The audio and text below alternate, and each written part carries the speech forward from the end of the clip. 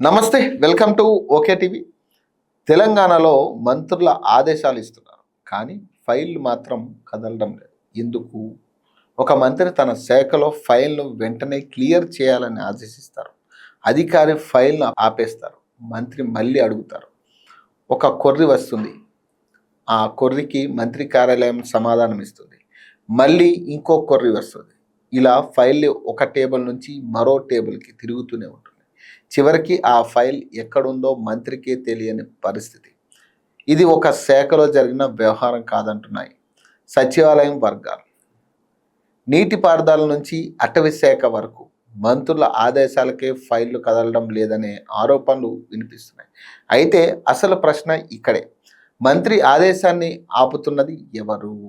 ఫైల్ను కదపడానికి మంత్రి సంతకం సరిపోకపోతే ఇంకెవరి సిగ్నల్ కావాలి? ఇదే ఇప్పుడు తెలంగాణ పాలనలో కలకలం రేపుతున్న షాడో సీఎంఓ ఆరోపణ. బంజారాహిల్స్ నుంచి ఆదేశాలు వస్తేనే కొన్ని శాఖల్లో ఫైళ్లు కదులుతున్నాయట. మంత్రులు కేవలం సంతకాలు పెట్టే స్థాయికి పరిమితమయ్యారా? అధికారులపై అసలు కమాండ్ ఎవరిది? ఈ షాడో ఎవరు? ఎక్కడి నుంచి పనిచేస్తుంది? ఎంతవరకు ప్రభుత్వ నిర్ణయాలను ప్రభావితం చేస్తుంది? ఈరోజు ఈ మొత్తం వ్యవహారాన్ని పాయింట్ టు పాయింట్గా మాట్లాడుకుందాం. మంత్రి ఆదేశించిన ఫైల్ను ఆపే అధికారం ఎవరికి ఉంది? మంత్రి నిర్ణయానికి మించి ఇంకెవరి ఆదేశం పనిచేస్తుంది? ఒక శాఖకు సంబంధించిన ఫైల్ కదలాలంటే సచివాలయంలో అధికారిక వ్యవస్థను దాటి ఇంకెక్కడో నుంచి గ్రీన్ సిగ్నల్ రావాలా? అలా అయితే మంత్రులు ఎందుకు? ఇదే ఇప్పుడు తెలంగాణ రాజకీయ పరిపాలన వర్గాల్లో పెద్ద చర్చగా మారింది. ఒకవైపు అధికారికంగా ఉంది సీఎంఓ, మరోవైపు ఉందని ప్రచారం జరుగుతున్నది షాడో సీఎంఓ. అది నిజంగా ఉందా? ఉంటే ఎవరు నడుపుతున్నారు? ఎక్కడి నుంచి నడుస్తుంది? ఎవరికి ఆదేశాలు ఇస్తుంది? ఎంతవరకు ప్రభావం చూపుతుంది? ముఖ్యంగా మంత్రుల చేతిలో ఉండాల్సిన అధికారాన్ని ఇంకెవరైనా సమాంతరంగా ఉపయోగిస్తున్నారా? ఈ ప్రశ్నలకు సమాధానమే ఈరోజు మన విశ్లేషణ. అసలు వ్యవస్థ ఎలా పనిచేయాలి? ముందుగా ఒక్క విషయం చాలా క్లియర్గా అర్థం చేసుకోవాలి. ప్రభుత్వం పాలనలో ఒక శాఖకు ఒక మంత్రి ఉంటారు. ఆ శాఖకు సంబంధించిన విధానపరమైన నిర్ణయాలు తీసుకునే రాజకీయ బాధ్యత మంత్రిదే. మంత్రి నిర్ణయాలను అధికారులు నిబంధనల ప్రకారం అమలు చేస్తారు. అంటే మంత్రి పాలసీ నిర్ణయం, అధికారి అమలు విధానపరమైన ప్రక్రియ. ఫైల్లో నిబంధనలకు సంబంధించిన సమస్య ఉంటే అధికారి కొర్రి పెట్టవచ్చు, స్పష్టత అడగవచ్చు, అదనపు సమాచారం కోరవచ్చు. అది అధికార వ్యవస్థలో సహజమైన ప్రక్రియ. కానీ ఒక మంత్రి నిర్ణయం తీసుకున్న తర్వాత అదే ఫైల్ పదే పదే కొర్రీలతో తిరుగుతూ నెలలు గడిచినా ముందుకు కదలకపోతే మంత్రి కార్యాలయం సమాధానం ఇచ్చినా మళ్ళీ మళ్ళీ కొత్త అభ్యంతరాలు వస్తే అప్పుడు ప్రశ్న వస్తుంది, ఇది నిబంధనల ప్రక్రియనా లేక కావాలనే ఫైల్ను ఆపుతున్నారా? ఇదే షాడో సీఎంఓ ఆరోపణలకు కేంద్ర బిందువైంది. కొర్రీలతోనే ఫైళ్లకు బ్రేక్ పడుతుందట. నీటిపారుదల శాఖలో ఒక బిల్లుకు సంబంధించిన ఫైల్ను మంత్రి అత్యవసరంగా క్లియర్ చేయాలని ఆదేశించినప్పటికీ అది క్లియర్ కావట్లేదట. మంత్రి మరోసారి ఆరా తీస్తే కొత్త అభ్యంతరాలు వచ్చిందట. మంత్రి కార్యాలయం వివరణ ఇచ్చింది, మళ్ళీ ఫైల్ వెళ్ళింది, మళ్ళీ కొర్రి, మళ్ళీ ఫైల్ తిరుగుతూనే ఉందని కథనం పేర్కొంది. ఇదే తరహాలో అటవీ శాఖలోనూ ఒక ప్రయోజనకరమైన ఫైల్ విషయంలో అభ్యంతరాలు వచ్చాయని కథనం చెప్తా ఉంది. మొదట నిబంధనల పేరుతో అభ్యంతరం, దానికి సమాధానం ఇచ్చిన తర్వాత సాంకేతిక అభ్యంతరం, ఆ తర్వాత ఆర్థిక అభ్యంతరం. అంటే ఒక కొర్రికి సమాధానం ఇస్తే మరో కొర్రి వస్తుంది. ఇది నిజంగా పరిపాలన పరిశీలన అయితే అది ఎంతవరకు? ఇది ఉద్దేశపూర్వక జాప్యం అయితే దాని వెనక ఎవరు ఉన్నారు?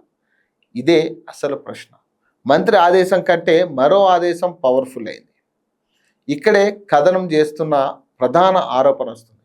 కొన్ని కీలక శాఖల్లో మంత్రి ఆదేశించిన ఫైళ్లు కదలడం లేదని, కార్యదర్శులు స్థాయిలో పదే పదే అభ్యంతరాలు వస్తున్నాయని, కొన్ని సందర్భాల్లో మంత్రి కార్యాలయం నుంచి వచ్చిన ఆదేశాలను కూడా పట్టించుకోవడం లేదని సచివాలయ వర్గాల పేరుతో కథనం పేర్కొంది. ఇంకా షాడో సీఎంఓ నుంచి అనుమతి వస్తేనే ఫైల్ కదులుతుందట అనే ఆరోపణలు వినిపిస్తున్నాయని కథనం చెప్తాం. ఇది నిజమైతే ఇది ఒక వ్యక్తి సమస్య కాదు, ఇది ఒక వ్యవస్థ సమస్య. ఒక మంత్రి నిర్ణయం తీసుకున్న తర్వాత ఆ నిర్ణయం నిబంధనలకు అనుగుణంగా ఉందా, చట్టబద్ధంగా ఉందా, ఆర్థిక సాధ్యమా అనే విషయాలను అధికారులు పరిశీలించడం ఒకటి. కానీ పైనుంచి అనుమతి రాలేదు కాబట్టి ఫైల్ కదలదు అనే పరిస్థితి ఉంటే మాత్రం ఆ పైన ఎవరు, ఆ అధికార వ్యవస్థలో భాగమా లేక అధికారిక వ్యవస్థకు బయట ఉన్న వ్యవస్థ అనేది షాడో సీఎంఓ అంటే ఏమిటి? ఇప్పుడు ఈ పదం గురించి మాట్లాడుకుందాం. షాడో సీఎంఓ పేరే చాలా ఆసక్తికరంగా ఉంది. సీఎంఓ అంటే చీఫ్ మినిస్టర్స్ ఆఫీస్, అంటే ముఖ్యమంత్రి కార్యాలయం. అది అధికారిక వ్యవస్థ. అయితే షాడో సీఎంఓ అంటే అధికారిక సీఎంఓకు సమాంతరంగా అధికారిక పదవి లేకపోయినా నిర్ణయాలపై ప్రభావం చూపే వ్యక్తులు, వ్యవస్థ అన్ని ఆరోపణలు వస్తున్నాయి. ఇక్కడ మరోసారి క్లియర్గా చెప్తున్నాను, ఇది ఆరోపణలు ప్రచారంగా ఉన్న అంశం మాత్రమే. ఇది అధికారికంగా నిర్ధారించబడిన వ్యవస్థ అని మనం చెప్పడం లేదు. కానీ ఈ ఆరోపణలు ఎందుకు వస్తున్నాయి అనేది మాత్రం పరిశీలించాల్సిన అవసరం ఉంది. బంజారాహిల్స్ రోడ్ నెంబర్ 14 నుంచే కథనం ప్రకారం బంజారాహిల్స్ రోడ్ నెంబర్ 14 కేంద్రంగా ఒక అనధికార వ్యవస్థ పనిచేస్తుందనే ఆరోపణలు ఉన్నాయి.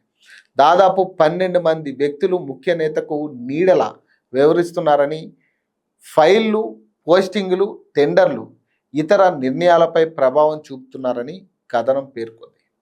ఇది నిజమైతే గనక ఒక్కసారి ఆలోచించండి. సచివాలయంలో వేలాది మంది అధికారులు ఉన్నారు, శాఖలకు మంత్రులు ఉన్నారు, కార్యదర్శులు ఉన్నారు, అలాగే కమిషనర్లు కూడా ఉన్నారు, డిపార్ట్మెంట్ హెడ్లు కూడా ఉన్నారు. అయితే వాళ్ళందరి మీదుగా మరో వ్యవస్థ పనిచేస్తుందా? అలా అయితే ప్రజలకు సమాధానం చెప్పాల్సింది ఎవరు? మంత్ర, అధికార లేక ఆ అనధికారిక వ్యవస్థ? మంత్రుల పరిస్థితి ఏంటి? ఇక్కడే అసలు రాజకీయ ప్రశ్న మొదలవుతుంది. ఒక మంత్రి తన శాఖకు బాధ్యత వహిస్తారు, ప్రజలు ఎన్నుకున్న ప్రభుత్వాన్ని చూస్తారు, మంత్రి ప్రజలకు సమాధానం చెబుతారు. కానీ మంత్రి నిర్ణయం తీసుకున్న తర్వాత ఫైల్ ఇంకెక్కడో ఆగిపోతే, మంత్రి ఆదేశించిన అధికారి ప్రకటించకపోతే, మంత్రి సిఫార్సు చేసిన అధికారి కాకుండా ఇంకొకరు నియమిస్తే, మంత్రి శాఖలో జరిగే టెండర్ల గురించి మంత్రికే చివరిలో తెలిస్తే, అప్పుడు ఆ మంత్రి నిజంగా ఆ శాఖకు ఇన్ఛార్జినా లేక కేవలం పేరు మాత్రమే మంత్రిదా? ఇదే కారణంగా కొందరు మంత్రులు తమ సన్నిహితుల వద్ద అసంతృప్తి వ్యక్తం చేస్తున్నారని కథనం చెప్తాం. ఆ మాటకు విలువేది. కథనంలో మరో ఆసక్తికరమైన అంశం ఏంటంటే, కీలక నిర్ణయాలు, ప్రాజెక్టులు, విధానపరమైన అంశాల్లో తమను పూర్తిగా పరిగణలోకి తీసుకోవడం లేదని కొందరు మంత్రులు అసంతృప్తి వ్యక్తం చేస్తున్నారట. నిర్ణయం తీసుకునే పవర్ ఒక చోట, బాధ్యత ఇంకొక చోట ఉంటే అది ప్రజాస్వామ్య పరిపాలన ప్రమాదకరంలో ఉందనే అర్థం. ఎక్సైజ్ శాఖలో ఆర్టీఐ ఎందుకు? కథనం ప్రకారం ఎక్సైజ్ శాఖలో ఏం జరుగుతుందో తెలుసుకోవడానికి ఒక మంత్రి ఆర్టీఐ ద్వారా సమాచారం తెప్పించుకోవాల్సి వచ్చిందనే ఆరోపణలు గతంలో వచ్చాయి. ఇక్కడే మరోసారి ఆలోచించండి, ఒక శాఖకు మంత్రి ఎవరు? ఆ శాఖలో జరుగుతున్న వ్యవహారాలపై సమాచారం తెలుసుకోవడానికి ఆ మంత్రే ఆర్టీఐ మార్గం ఎందుకు ఆశ్రయించాల్సి వచ్చింది? ఇది నిజంగా జరిగి ఉంటే ఇది సాధారణ విషయం కాదు. ఇది మంత్రి శాఖ మధ్య సమాచార వ్యవస్థపై ప్రశ్న. 54 కోట్ల ఫోన్ల టెండర్లు వ్యవహారం. ఇదే సందర్భంలో 54 కోట్ల విలువైన సెల్ ఫోన్ల టెండర్ల వ్యవహారం కూడా గతంలో చర్చకు వచ్చిందని కథనం పేర్కొంది. ఒక మంత్రి ఒక అధికారిని కోరుతున్నారు, కానీ ఇంకొకరు నియమిస్తున్నారు. ఆ అధికారి మంత్రి నిర్ణయాలకు వరుసగా కొర్రీలు పెడుతున్నారు. అప్పుడు మంత్రి అధికారి మధ్య సంఘర్షణ ఎవరి వల్ల? అధికారిని నియమించిన వారి ప్రభావమా లేక పరిపాలన కారణాల? ఇది బయటకు రావాల్సిన విషయం.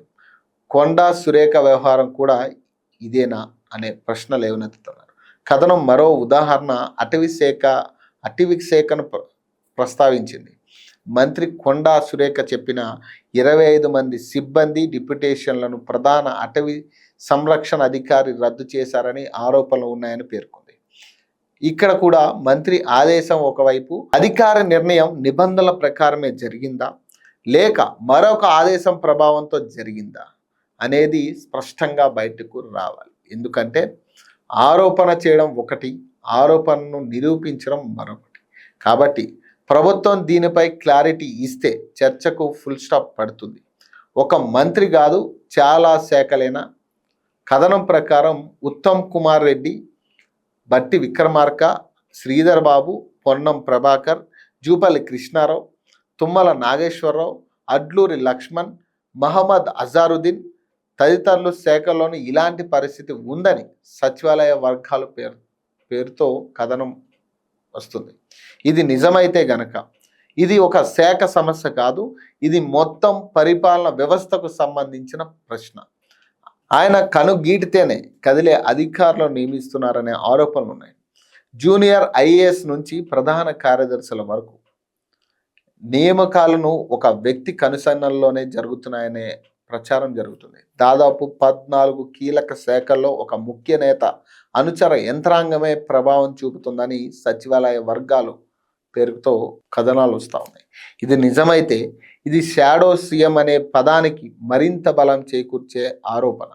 కానీ మళ్ళీ అదే, ఆధారాలు ఎక్కడ, ఎవరు ఆ వ్యక్తులు, వాళ్ళ పేర్లు ఏంటి, వాళ్ళకు అధికారిక పదవులు ఏమున్నాయి, ఏ ఫైలుపై వాళ్ళు ఆదేశాలు ఇచ్చారు, ఏ అధికారి ఆ ఆదేశాలను అమలు చేశారు, ఈ ప్రశ్నలకు సమాధానాలు బయటికి రావాలి. సివిల్ సప్లైస్, కమర్షియల్ ట్యాక్స్, అలాగే మైనింగ్, ఈ శాఖల్లో ఉన్న విజిలెన్స్ అండ్ ఎన్ఫోర్స్మెంట్ విభాగాలను ఒకే వ్యవస్థగా విలీనం చేయాలనే ప్రతిపాదనపై ప్రభుత్వం ఆలోచిస్తున్నట్లు చెప్తా ఉన్నారు. ఒక ఐజీ ర్యాంక్ అధికారిని పర్యవేక్షణ బాధ్యతలు ఇవ్వాలని, అదనపు సిబ్బంది వనరులు సమకూర్చాలని, చట్టపరమైన సవరణలు సంబంధించి నివేదిక సిద్ధమవుతుందని చెప్తా ఉన్నారు. ఇక్కడ కూడా ఒక పెద్ద ప్రశ్న, ఎన్ఫోర్స్మెంట్ వ్యవస్థను బలోపేతం చేయడం తప్ప కాదు, అవినీతి అక్రమాలను అరికట్టడానికి బలమైన ఎన్ఫోర్స్మెంట్ అవసరం. కానీ ఆ వ్యవస్థ ఎవరి ఆధీనంలో ఉంటుంది, ఎవరికి రిపోర్ట్ చేస్తారు, ఎలాంటి పర్యవేక్షణ ఉంటుంది, మంత్రి శాఖకు సంబంధించిన ఎన్ఫోర్స్మెంట్ నిర్ణయాలపై మంత్రి పాత్ర ఎంతవరకు ఉంటుంది, ఇవన్నీ కూడా స్పష్టంగా ఉండాలి. లేకపోతే అవినీతిని అరికట్టే వ్యవస్థే మరో పవర్ సెంటర్గా మారే ప్రమాదం కూడా ఉంది అనే ప్రశ్న వస్తుంది.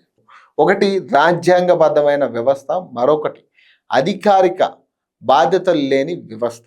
అధికారిక వ్యవస్థలో ఫైళ్లకు సంతకం ఉంటుంది. అనధికార వ్యవస్థలో ఆదేశం ఎక్కడి నుంచి వచ్చిందో రికార్డు ఉండకపోవచ్చు. అధికారిక వ్యవస్థలో మంత్రి బాధ్యత వహిస్తారు, అనధికార వ్యవస్థలో ఎవరు బాధ్యత వహిస్తారు? ఇదే అత్యంత ప్రమాదకరమైన ప్రశ్న. కానీ మరో కోణం కూడా ఉంది. ఇక్కడ నేను ఒక్క విషయం స్పష్టంగా చెప్తున్నాను, ప్రతి కొర్రిని షాడో సీఎం అని చెప్పలేం, ప్రతి ఫైల్ ఆలస్యాన్ని కుట్రగా చూడలేం, ప్రతి అధికారిని ఎవరో ఒకరి మనిషిగా ముద్ర వేయలేం.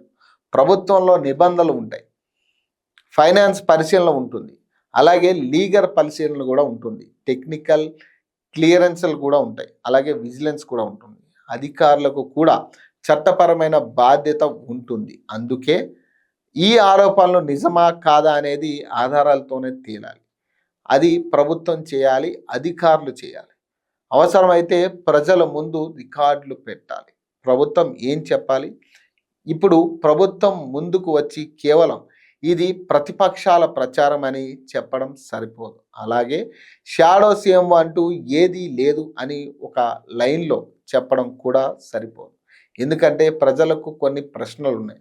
ఒకటి, మంత్రులు ఆదేశించిన ఫైళ్లు ఎందుకు ఆలస్యం అవుతా ఉన్నాయి? రెండోది, ఒక ఫైలుపై ఎన్ని కొర్రీలు వేయొచ్చు? మూడోది, మంత్రి కార్యాలయానికి సమాధానం ఇచ్చిన తర్వాత కూడా ఫైల్ ఎందుకు తిరుగుతుంది? నాలుగోది, ఏదైనా ఫైల్ను మంత్రి నిర్ణయానికి బయటగా ఎవరు ఆపగలరు?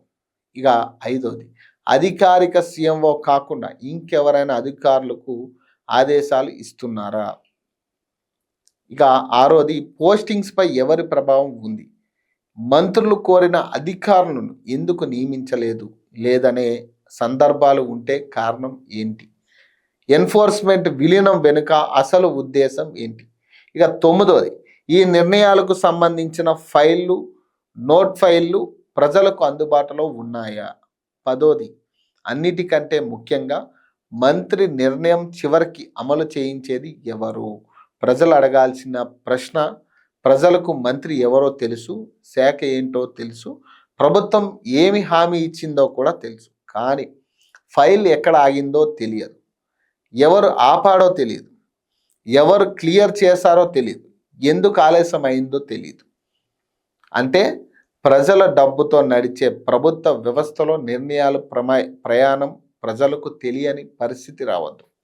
అదే పారదర్శక పాలన. ఫైనల్గా ఒక ప్రశ్న, మంత్రులదా లేక ప్రజలదా అనే దాని మీద ఇప్పుడు చివరగా ఒకే ఒక్క మాట, ఈ మొత్తం వ్యవహారంలో మంత్రులు డమ్మీల, అధికారులు రబ్బర్ స్టాంపుల, బంజారాహిల్స్ నుంచి ఆదేశాల, షాడో సీఎం నిజంగానే ఉందా అనే ప్రశ్నలు రాజకీయంగా ఎంత పెద్దవైనా అసలు ప్రశ్న అంతకంటే పెద్దది. తెలంగాణ ప్రభుత్వంలో అధికారం ఎక్కడ ఉంది? ప్రజలు ఎన్నుకున్న ప్రభుత్వంలోన, మంత్రుల చేతుల్లోన, అధికారిక సీఎంఓలోన, లేక అధికారిక పదవి కూడా లేని మరో వ్యవస్థలోన? ఎందుకంటే ఒక ఫైల్ను మంత్రి కదిలించలేకపోతే అది కేవలం ఒక ఫైల్ సమస్య కాదు, ఒక మంత్రి ఆదేశం అమలు కాకపోతే అది కేవలం ఒక మంత్రి సమస్య కాదు, ఒక శాఖలో నిర్ణయం తీసుకునే వ్యక్తి ఎవరో ప్రజలకు తెలియకపోతే అది కేవలం పరిపాలన సమస్య కాదు, అది ప్రజాస్వామ్యానికి సంబంధించిన ప్రశ్న. అందుకే ప్రభుత్వం ఈ ఆరోపణలను కొట్టిపారేయడం కంటే ఫైళ్లను బయట పెట్టాలి. ఎక్కడ ఆగాయి, ఎందుకు ఆగాయి, ఎవరు కొర్రిపెట్టారు, ఎవరు క్లియర్ చేశారు, ఎవరి ఆదేశంతో పోస్టింగ్ జరిగింది, ఎవరు ఆదేశంతో టెండర్లు ముందుకు వెళ్ళింది, ఎవరు రిపోర్ట్ చేస్తున్నారో అధికారులకి. అలాగే ఇంకొక ప్రశ్నకు సమాధానం వస్తే షాడో సీఎం ఉందా లేదా అన్నది ప్రజలకి అర్థమవుతుంది. లేకపోతే ఒక అనుమానం మాత్రం మిగిలిపోతుంది. ప్రభుత్వానికి కనిపించే సీఎంఓ ఒకటి, కానీ నిర్ణయాలు తీసుకునే నీడ ఇంకేదైనా ఉందా? అదే ఇప్పుడు తెలంగాణ ప్రజలు తెలుసుకోవాల్సిన అసలు విషయం. చెప్పింది తీర్పు కాదు, వచ్చిన ఆరోపణలపై ఒక ప్రశ్న, ఆ ప్రశ్నకు సమాధానం చెప్పాల్సింది ప్రభుత్వమే. సో ఇలాంటి మరిన్ని ఇంట్రెస్టింగ్ వీడియోల కోసం చూస్తూనే ఉండండి. ఓకే.